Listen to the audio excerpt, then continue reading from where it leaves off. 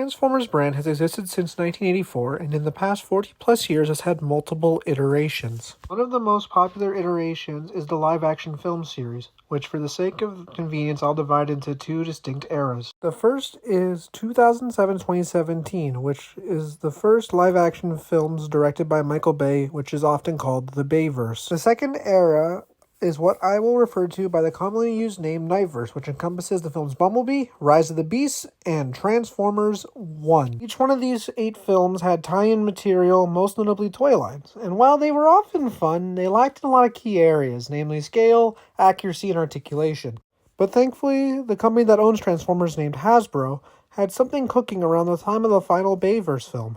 Once the Last Night toy line was done, we would be introduced to the Studio Series range, which had the goal of giving screen-accurate toys with higher levels of articulation and film-inspired scale. The way to accomplish said scale was by using the 3 predominant price points the brand has been using for over 10 years by that point. The size class was called Deluxe, and was the standard size class where the figures were roughly 6 inches tall. The second size class was called Voyager, and had figures on a slightly taller scale, which was around 7 inches, though some were taller. The final size class was called Leader class, and either featured very tall figures or Voyager-sized figures with more complex transformations and or above-average paint/accessories. With all these advantages going for it, Studio Series was proving itself to be the best toy line for this specific branch of the fandom.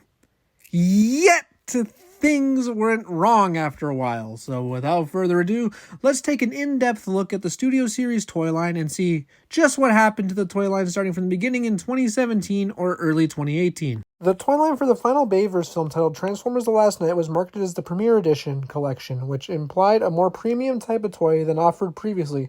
And while a lot of figures had issues, others were really good, and it would turn out these figures would lead to something incredible just a few months later. During an investors meeting, Hasbro was showing off plans for another line, and a photo was leaked showing 2 new Leader class figures with movie-specific branding on them, and they looked incredible. A bit later, 4 Voyagers were leaked thanks to the back of packaging for 2 of them getting found, where we could see a higher transformation skep count than some previous lines from the older films. Then finally at Toy Fair 2018, Hasbro officially announced the line, calling it Studio Series and showing off the first wave of deluxe figures, which went up for pre-order later that day. Now each figure's box tells you the number of the figure in the toy line, the name of the character, and which film they are from.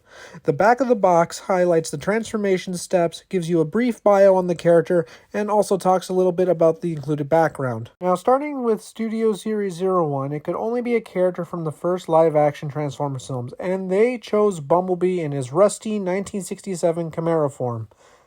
Except not really, as the figure lacks any rust on it. Or beyond that, the figure's a decent way to start the line. The transformation scheme is mostly borrowed from the Last Night Bumblebee Deluxe, but with the parts changed to match this Bumblebee design. However, the figure sadly has issues, namely the back of the roof not staying on due to the clear plastic holding it in place with no pins there to assist it at all, causing it to wear over time, or in the worst case scenario, even break. Same thing with the door wings, which sadly are also made of clear plastic. So yeah, 01 Bumblebee was flawed, but it was still miles better than the actual 2007 figure, which itself is prone to breaking. Now let's flash forward to the newer films and see how they handle these designs. The second figure in the line was Stinger from the film Age of Extinction, a character who has previously never had an accurate deluxe figure, and this figure is pretty good. His transformation is complex, as his design is not easy to translate into a figure at all. Now, like Bumblebee, Stinger is prone to breaking, sadly, even more so at his torso, which can snap in the middle, and his claws can also break pretty easily if you transform him a lot. But still, if you get him, just keep him in robot mode and in a cool pose, and you'll have nothing to worry about, because this figure looks really good in robot mode. 03 was another character who didn't have a proper deluxe figure before. The figure was that of Crowbar from the film Dark of the Moon, who was never named in the film and only participated in one action scene with his brothers. But that isn't a problem, and I'm happy they did him so early on. Now, the figure itself looks very cool, but the transformation is mostly borrowed from the Last Night Berserker figure, but made worse due to Crowbar's dreads getting in the way a lot, but he does have a really cool shelf present to him, which I think makes him worth adding, plus there's no breakages on him from what I've heard. Now for 04, we end the Wave 1 Deluxes, and we are back to a 2007 character. This time it's Ratchet. Figure looks good, though the face is missing a ton of paint, but that, with these toys' price point, it's understandable. The transformation is mostly borrowed from the Dark of the Moon Deluxe Class Ratchet toy, but it's solid and fun, unlike the other three. So yeah, out of all the Wave 1 Deluxes, I'd say Ratchet's the most fun. Now, let's look at the first wave Voyagers. 5 was reserved for the first Optimus Prime, who is stated to be from the film Revenge of the Fallen. The figure looks a bit odd due to the wider chest, but it's not bad, as the figure has the most articulation at this point in the line. Now, his accessories have a variant, as some swords are completely clear orange, while some are more of a misty orange. Another variant was an unmasked version, but to my knowledge only one report of exists. Now, sadly, what makes this figure not the best is the paint, as he is very darkly colored, which sadly isn't accurate, but personally I don't mind it as it's different and therefore unique. Now, the transformation borrows steps from an Age of Extinction Evasion Mode Optimus for the lower body, and Transformers Prime First Edition Optimus for the upper body. And yeah, the figure is fun to transform. It's honestly better than Deluxe is, mostly due to being the most posable and having no breakage issues, to my knowledge. Now, the next figure was Rizzo 6, is my first introduction to the line, and it was quite the introduction itself. The figure in question is 2007 Starscream. This figure looks very good in robot mode, though a minor note is that it has less accessories than the product images show, as that shows 2 accessories, but the figure only comes with 1, that being the missile launcher. The design does not allow for the same articulation as Optimus, but it's still a decent figure overall, though Optimus does have better articulation as expected. The transformation is basically identical to the Dark of the Moon Deluxe Starscream with a few extra steps added, but also more articulation, making the Studio Series one a better figure. So yeah, between the 2 Voyagers, I'd say Starscream is the better one, but Optimus is a better action figure due to the posability. But neither of them are that bad. So with that all being said, let's now take a look at the 2 leader classes from the first wave. 07 was the most impressive looking figure, as its robot mode looked 100% accurate to the CGI model, and it was Age of Extinction Grimlock. The Dinobot King the year prior had a figure in the Last Night toy line, and 4 years prior in the Age of Extinction line, but neither figure looked as accurate to the CGI model. But when we got the Studio Series figure, my god, this is amazing. Paint is immaculate, looking like a custom job. However, this figure is imperfect, as the articulation kind of sucks, especially in the lower body, making poses a chore, which you can see due to the stock images using the same pose, basically. The transformation, thankfully, is not frustrating, but the T-Rex mode leaves a bit to be desired, especially with all the gaps it has. But overall, this figure is spectacular. I highly recommend him. He might be the best figure in the first wave overall. 08 was another character from the 2007 Transformers film, and is significant as he is the very first Transformer we ever see in live action.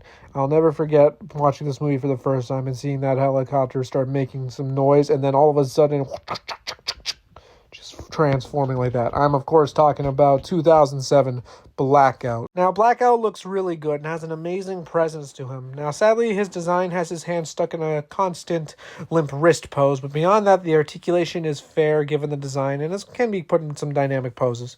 Transformation's pretty tough, but it's not so bad, though it is a little clashy. The figure doesn't come with any traditional accessories, but it does come with a minifigure of Scorponok, which is a nice bonus.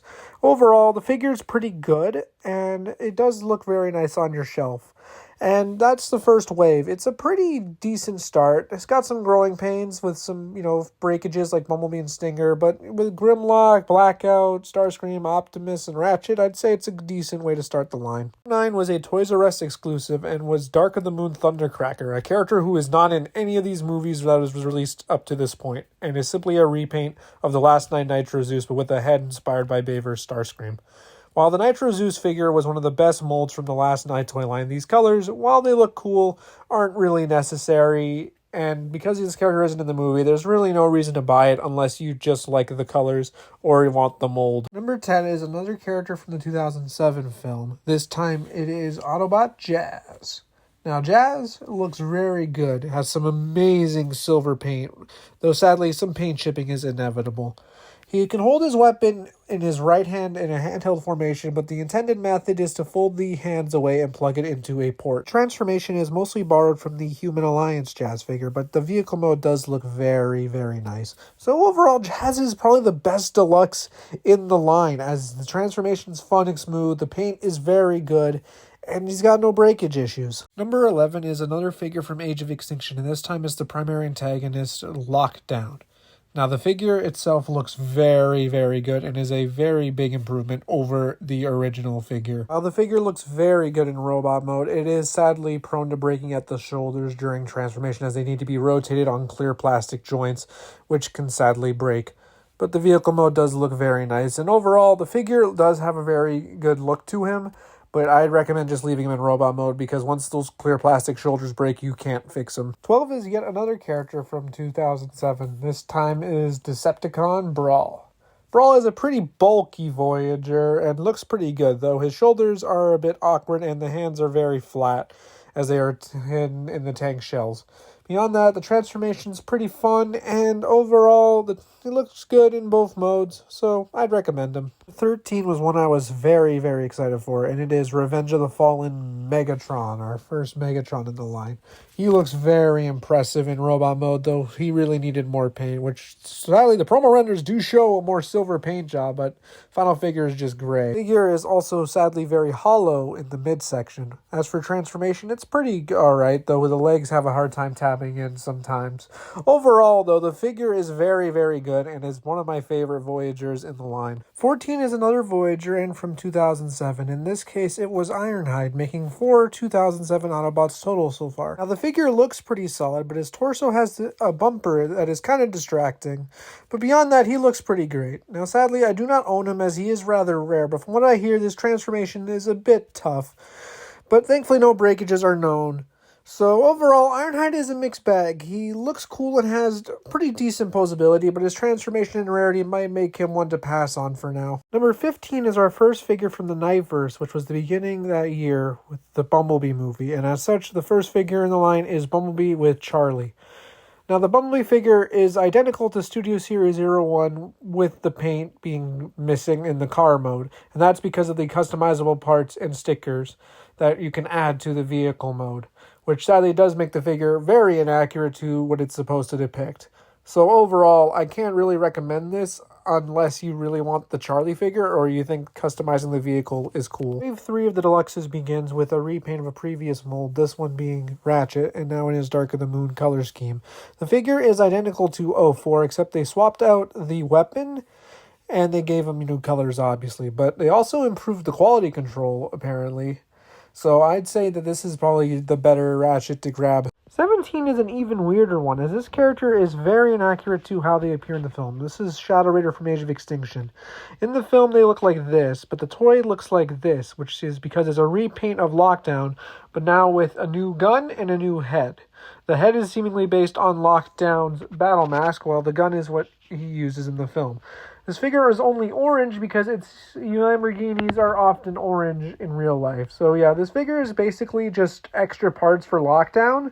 But if you don't have one, this one's fine, but it still does have the arm breakage issue, so do be careful. Number 18 is another figure from the Knightverse, and it is another Bumblebee, this time based on the look he has throughout a majority of the film, though it is sadly based on concept art, as in the final film he does not have the door wings that the figure is shown to have. The figure comes with a swappable blaster, a knife hand, and a swappable faceplate, which is the most accessories to the line thus far. The transformation, sadly, is very, very rough, with a lot of things getting in the way, and it having the same kind of clear plastic back issue that the 01 version had. But overall, it is a decent figure, but sadly, there's not much reason to own him anymore, as a much better one exists, coming much later on in the line. 19 and 20 were exclusive figures given out at certain places.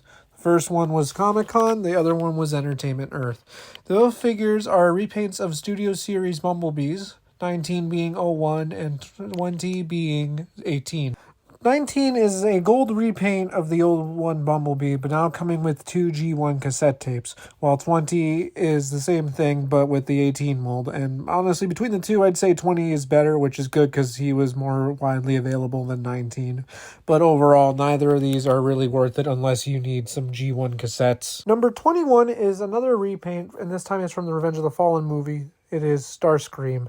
The figure looks really nice, but it is just a repaint of the '07 Starscream, which was figure number 6 in the line, but now actually gives him the saw blade accessory that was previously removed. So overall, either figure is fine, but personally, I like this one more just because of the better paint on the figure, but you can get both like I did and you'll be happy. Number 22 is the second Knightverse character to get added to the line, and this time it's Dropkick from the Bumblebee movie. The figure does not look very accurate to the movie because in the movie he's a lot more blue. This figure is based on a piece of concept art, but beyond that, it does very fun to transform, I'd say. Like, it looks complicated, but it's actually very simple, and it's kind of fun, though the posability isn't great. So overall, I'd say get them just for the fun transformation alone. Number 23 is from Age of Extinction and is another repaint of the line. This time, the character is called KSI Sentry, which is just a repaint of Stinger, but it also swaps out the weapons, as Stinger came with ninja stars, while this figure comes with a blade. Overall, either figure is fine, but again, do be careful, as these figures are very prone to breaking. But that's to be expected, since it's an early Studio Series figure just getting repainted. 24 and 25 was a Target-exclusive multi-pack called Bumblebee Then and Now. The figures included are 18 Bumblebee and the Last Night Deluxe Bumblebee. 18 Bumblebee now features some paint in the car mode, which makes it slightly more accurate, but is not really worth justifying a whole new number for it. And 25 Bumblebee is the Last Night Deluxe Bumblebee, but with less paint, as that figure actually had paint on the knees, while this one doesn't. So overall, this pack doesn't really give you much incentive to buy it, so I'd say just skip it unless you really want rust on your Beetle Bumblebee. And with that, we have officially finished the first year of Studio Series. And honestly, while it does have some growing pains, it's not terrible, especially compared to Hasbro's first year with, like, Marvel Legends, for example. Now, that was really bad. But this was decent, and like I said, before there's a fall, there's a rise, and we'll get to that rise. 26 is the first figure of 2019, and is a new mold for the Last Night film, which is the first in the line. This is World War II Bumblebee. Now, the figure looks pretty good, but he does have a bunch of stuff on his back, and that is because he is what is referred to as a shell former, where all the vehicle parts end up on the back in sort of like a turtle shell formation, you could say. Now, beyond that, he does look pretty cool, and he does include his Warhammer, which he did not use in World War II, but he did use in his fight against Nemesis Prime, so that is a cool addition. The transformation, by necessity of being a shell former, sadly is not very fun, and the vehicle, from what I understand, is inaccurate to the film, but still, overall, I'd say it's cool enough. Like, it's a very unique Bumblebee, which is something a lot of them aren't, because they all usually have the same color and kind of general look to them. 7 is another 01 Bumblebee repaint, this time called Clunker Bumblebee. The figure looks identical to 01, except that they did actually fix the backpack by putting a pin in it so you can't remove the clear plastic windshield as easily, though it is still clear plastic, so it may break. The biggest addition, though, is the rust paint in the vehicle mode. So, yeah, overall, I'd say get this one over 01. There's really no downside to it. It's more accurate, and it's a better figure overall. 28 is another 2007 figure. This time it's the Decepticon cop Barricade. The figure looks very cool and film accurate in robot mode. Sadly, the transformation is a bit fiddly, but he does look very cool, though I will admit some later copies remove the "To Punish and Enslave" logo, most notably the 2-pack with him in Clunker Bumblebee. Also, do be careful when transforming him, as there is a clear plastic piece on his windshield that can crack if you're not careful. So overall, though, damn, man, this figure looks really cool. So I'd say get him, keep him in robot mode, get him in a good pose, put him next to Bumblebee, you're good. 29 is a very popular Autobot from the Bayverse, that being Dark of the Moon Sideswipe. The figure looks very cool in robot mode and surprisingly can stand super well despite the wheel feet. He also comes with above average accessories, which is a neat bonus. Though unfortunately the robot mode lacks a lot of paint, but, can't have everything. Now, the transformation is mostly borrowed from the Dark of the Moon MechTech Deluxe figure of Sideswipe. But that's okay, as that was already a good figure. And the vehicle mode looks really nice, and thankfully the transformation's fun. Also, the vehicle has a ton of silver paint, so we can see where all the paint budget went.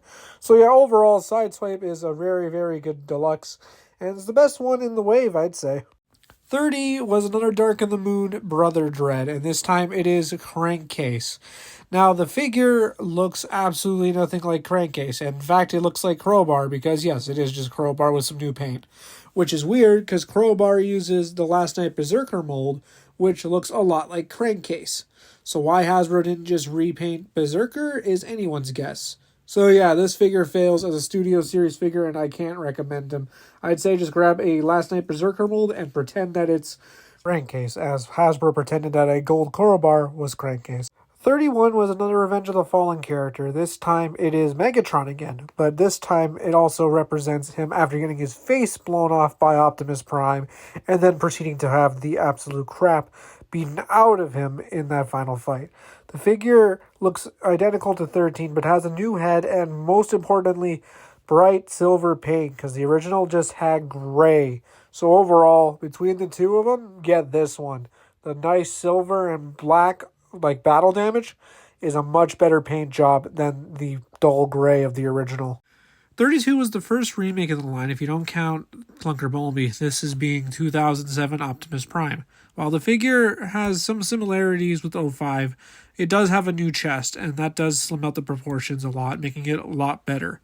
But sadly, the transformation is affected and is a lot worse, so I'd say get him, but do leave him in robot mode, as while the transformation suffers, the paint in the robot mode looks a lot nicer and proportions look a lot better. 33 was meant to pair with the 32 Optimus, and this is 2007 Bonecrusher, who did fight Optimus in the movie.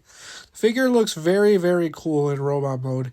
He is a bit short and squat, but that is accurate. As for the vehicle mode, it also looks very accurate, and the transformation is very simple and very fun. Overall, Bonecrusher is a very solid Voyager in the line, though he is quite rare, so good luck finding one. Number 34 brings back a leader class size assortment, which we have not seen since the first wave, and it is of Dark of the Moon Megatron. This figure looks amazing in robot mode, even features a soft cloak to put over his head, and also comes with a minifigure of Igor, which you can plug onto his back. The transformation, sadly, is very complex and very fiddly, but the truck mode looks very, very cool, and that is awesome. So overall, if you get this figure, put him in an amazing pose in robot mode with his cloak on and just leave him there because he looks spectacular. 35 is an even better leader class figure, and this time it is Jetfire from Revenge of the Fallen. This figure looks amazing, has so much painted detail, and the transformation, while complex, is pretty fun, though look on his nose cone. That's a yellow dot. That's weird. It's only the one. But whatever. I love it. I'm adding it to the thumbnail.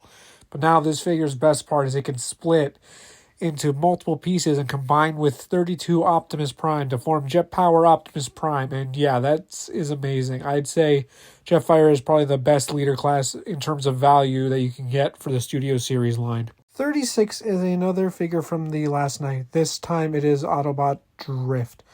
The figure looks very good in robot mode, though it is familiar as this figure is a repaint of the Last Night Deluxe Drift, but the paint job here is much, much better. Beyond that, he does come with new Baby Dinobot minifigures, which are very, very cool, as well as a new long sword that's more accurate to the film. But still, if you are like me and you own the original Last Night Drift, there's not much incentive to grab this one beyond the Baby Dinobots. 37 was the start of something really cool in the line, and that begins with Constructicon Rampage. Now, Rampage looks really good in robot mode, though he has provided a stand as he doesn't really have any legs, to say. The transformation is pretty fun, though things can get in the way sometimes, so take it slow, but you should be okay. He's not, that bad to transform. Beyond that, he can also become Devastator's foot, but it is the wrong color. But don't worry, as many Constructicons were on the way throughout the year. and a bit of next year. So overall, I recommend Rampage, as he is a very fun figure to transform and has a very unique look to him. But because he's inaccurate for Devastator, I recommend you leave him in robot mode. 38 was a very hyped figure in the line, and it is another one of the Nightverse designs. This time it is Bumblebee movie Optimus Prime. This figure looks very good and very accurate, which is a big step up from the last couple of Bumblebee movie figures.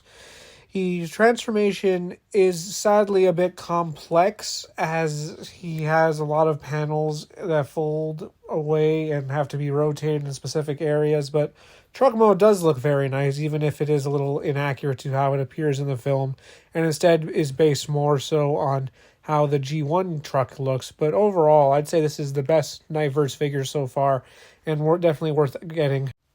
39 is another of the Last Night Deluxes. This time it is the character Cogman. Now, Cogman here is a repaint of the Last Night Premiere Edition Deluxe Cogman.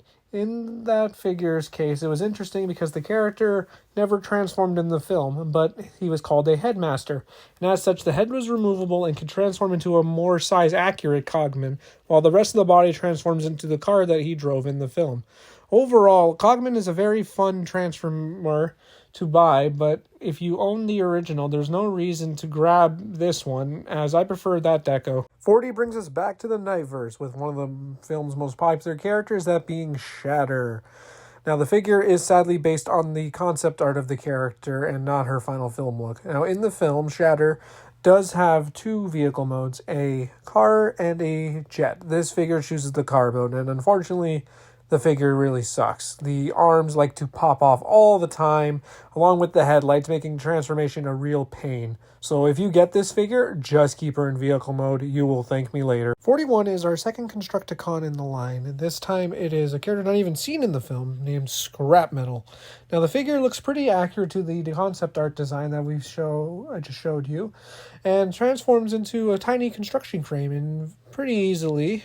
And he can also form a hand for Devastator. So overall, I'd say get him, but those aftermarket prices are just not kind. So maybe wait for a re-release. 42 continues our Constructicon lineage with Long Haul, one of the best designs for the Constructicons. The figure looks very, very accurate to the source material, though due to his very chonky nature is a lot harder to pose than some of the other figures in the line. The transformation is pretty alright from what I can tell, though I have heard reports of the back of the dump truck not sitting in together, plus there is a lot of kibble on the top of it. But beyond that, he also forms another foot of Devastator, which is cool, and overall I'd say he's a really good Constructicon and probably the best one. 3 is another Decepticon in the line from the Age of Extinction film. This time it is Carius I Boss. The mold is of Last Night Nitro's use, which was already used by '09 Thundercracker, though this time the figure looks a lot nicer, having bright silver paint all over, which makes the figure pop. And also the tolerances have also been improved, making the transformation a lot smoother and more fun. So overall, I'd say get this version over Nitro Zeus or Thundercracker, because that silver paint just makes this figure pop so well. 44 finishes off our Optimus trilogy from the Bayverse, giving us Jetwing Optimus Prime from the film Dark of the Moon. The figure looks amazing, even though he is mostly a reuse of 32 Optimus, but now with his jetpack and 2 guns. To make up for the leader class price point, though, they did include a bunch of extra weapons that can all store in his trailer to form a weapons rack in robot mode. Transformation is identical to 32, but the trailer's transformation is pretty simple overall, which is good. And yeah, this is the best Bayverse Optimus from the trilogy, as he has the most options and can still combine with Jetfire on top of that. Plus, the paint budget is a lot nicer than the Voyagers because of the higher budget of the figure. 45 gives us another Age of Extinction character, this time our first Autobot in that film, this time being Drift. Now, Drift in that film was a triple changer, having a car mode and a helicopter mode. This figure chooses the helicopter mode, and as such, it uses a lot of parts and transformation from 22 Dropkick. However, I feel this suits Drift a lot more, as the robot mode looks a lot more accurate, and more importantly, the helicopter mode also looks really good, though it does have a few gaps. So overall, between the two, I'd say get Drift, as he looks a lot nicer in robot mode compared to Dropkick. 46, coincidentally enough, is Dropkick, but not the same Dropkick. This is Car Dropkick, who looks pretty accurate to how he looks in the movie, unlike the first figure.